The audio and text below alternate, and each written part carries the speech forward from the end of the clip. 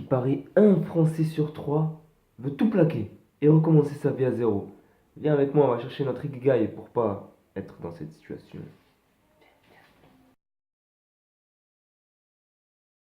Salam alaikum, bonjour à tous, c'est un plaisir pour moi de vous retrouver aujourd'hui. Alors au programme, l'Ikigai. Iki quoi? Ikigai. C'est un mot japonais, plus qu'un mot, c'est un concept japonais qui vient de la culture d'Okinawa et qui signifie raison de se lever le matin. Littéralement, on le traduit par ce qui fait que la vie mérite d'être vécue. C'est ta raison d'être. Une fois que tu atteins ton Ikigai, tu es épanoui, heureux, car tu as chaque jour une activité qui te plaît, dans laquelle tu es doué, dans laquelle tu as un salaire et qui plaît au monde, enfin qui aide le monde.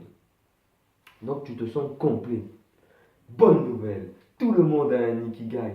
Toi qui m'écoutes, tu as un Ikigai. Et aujourd'hui, je vais t'aiguiller afin que tu puisses trouver ton Ikigai, du moins t'en approcher.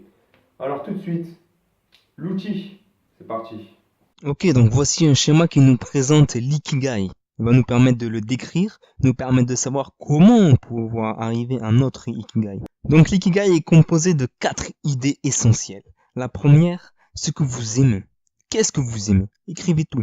Vous aimez jouer au basket, vous aimez le sport, vous aimez faire des gâteaux, vous aimez, je sais pas, résoudre des équations. Ça va être l'activité avec laquelle vous ne voyez pas le temps passer.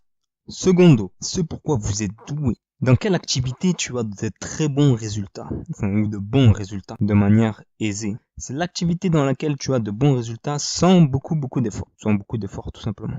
Terceau, ce pourquoi tu peux être payé. Donc c'est l'activité qui va te ramener un salaire. Ça peut être le service que tu peux fournir ou le produit que tu vends avec lequel on te paye. Quatrième idée essentielle, ce dont le monde a besoin.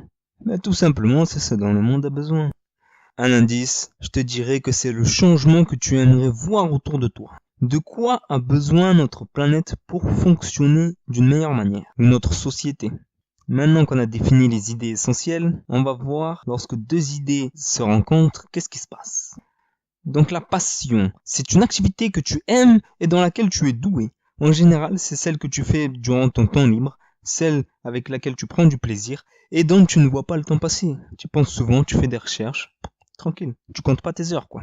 La profession, c'est ce pourquoi tu es doué et ce pourquoi tu peux être payé. En général, c'est un métier dans lequel tu as de bons résultats, métier ou activité. Mission, alors mission, tu es payé pour ça et le monde en a besoin. Donc en général, contre une rémunération, tu contribues à améliorer le monde. D'ailleurs, en boîte d'intérim, on parle de mission, puisque tu vas contribuer à l'amélioration de, je sais pas, la structure de la ville, ou alors tu vas permettre à un magasin de marcher. Voilà. Mission humanitaire. Tu vas permettre à des gens de manger, de vivre heureux, d'améliorer leurs conditions de vie. Et la vocation, alors tu aimes ton activité, le monde en a besoin, donc c'est quelque chose que tu aimes et qui aide la planète. Là comme ça, je pense au jardinage, puisque tu vas prendre soin des plantes, tu vas planter des arbres, etc., etc. Tu vas prendre soin de la flore. Et c'est ce dont nous avons besoin aujourd'hui. Nous avons besoin de préserver notre environnement pour préserver notre planète. Voilà. Et lorsque vous arrivez à joindre tout ça, eh bien, vous trouvez votre ikigai. Mais maintenant, on va voir ce qui se passe lorsque vous avez 3 notions essentielles et qu'il vous en manque une. Forcément, il va falloir vous battre pour l'obtenir, cette dernière notion.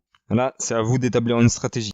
Donc, lorsque tu fais une activité que tu aimes, dans laquelle tu es doué et pour laquelle tu es payé, eh bien, tu te sens satisfait de ce que tu fais. Par contre, quelque part, tu te sens inutile. Pourquoi? Parce que le monde n'en a pas besoin. Tu fais quelque chose dans lequel tu t'amuses, tu gagnes ta vie, très bien. Par contre, ce n'est pas utile à la société, à la planète, du coup, tu te sens un peu inutile, quoi. Ensuite, l'activité dans laquelle tu es doué, tu es payé et le monde en a besoin, eh bien, c'est une situation dans laquelle tu es confortable. Par contre, tu te sens vide, un vide personnel, puisque tu n'aimes pas ce que tu fais. Donc en général, c'est les personnes qui, le matin en se levant, veulent rester dans leur lit et soupirent, du genre « Oh là là, encore aller au boulot là, vivement le week-end ». Quand c'est les vacances, c'est génial, les vacances. Par contre, lorsqu'elles sont terminées, ils disent « Oh punaise, c'est passé trop vite. J'aurais bien aimé prolonger ça de 3-4 semaines, voire même quelques mois, quoi. » Ensuite, lorsque tu as une activité pour laquelle tu es payé, dont le monde a besoin, et que tu aimes, eh bien dans cette situation, tu ressens de l'excitation, tu ressens de la satisfaction personnelle. Tu es super content. Par contre, il y a un petit sentiment d'incertitude, un sentiment de manque de confiance en soi. Pourquoi? Parce que tu n'es pas doué dans ce que tu fais. Il te manque des compétences. Il va falloir aller les chercher. C'est une situation assez confortable, n'empêche. Eh bien, tu vis tranquillement comme ça. Tranquillement si tu stresses pas trop. Et enfin, donc une activité dans laquelle tu es doué, que tu aimes et dont le monde a besoin, qui aide la société, eh bien, dans cette situation, tu prends du plaisir chaque jour. Dès que tu te lèves, tu as plein d'énergie pour aller travailler, justement, pour accomplir cette activité. Par contre, tu gagnes pas beaucoup d'argent, hein. Au début, c'est ça. Tu gagnes pas beaucoup d'argent. Tu es dans une situation de précarité. C'est-à-dire qu'à la fin du mois, c'est dur, quoi. Donc voilà. Et lorsque tu as les 4 notions essentielles, tu as une activité que tu aimes, dont le monde a besoin, dans laquelle tu es doué et dans laquelle tu es payé, eh bien, tu as ton Ikigai! Aïe! Ikigai! Et donc là, en général, t'es toujours en forme, t'as toujours le sourire, t'es positif, et personne ne pourra t'enlever ça. Tu influences ton entourage, et c'est non l'inverse. Au niveau énergie, en tout cas. Donc voilà pour ce qui est du schéma d'Ikigai. Donc, qu'est-ce que vous pensez de cet outil? Dites-le moi dans les commentaires. Alors, on va conclure. Pour les étudiants, c'est intéressant puisqu'on ne sait jamais vraiment quel cursus d'études choisir juste après le bac. Donc, faire cet exercice peut t'aider à t'orienter, à cibler le domaine dans lequel tu aimerais t'épanouir ou alors le domaine dans lequel tu aimerais étudier. Pour ceux qui travaillent ou ne travaillent pas ou ont arrêté les études, ça peut être un moyen de vous réorienter, de changer de boulot. Bon, dit comme ça paraît simple, mais ça va vous demander un petit peu de travail personnel. Il est possible de se reconvertir ou de changer de cursus d'études, même avant d'obtenir son diplôme. Ça demande du courage et c'est à vous de voir si vous voulez le faire ou pas.